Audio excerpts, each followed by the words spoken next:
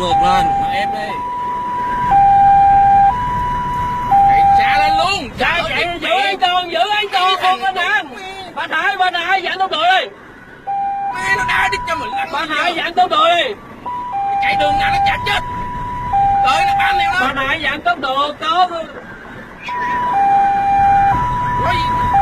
Không có ép nó, anh Khôi chỉ đạo không có ép, giữ theo thôi. Nghe không? Không có ép nó lật xe bây giờ.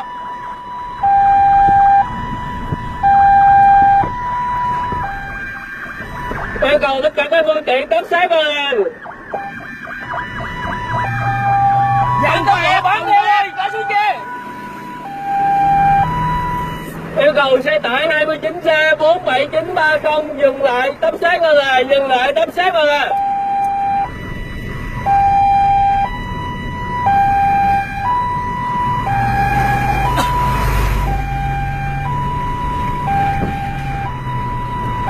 Yêu cầu xe tải 29 xe 47930 chấp hành điều lệnh dừng lại tấp sát lên là.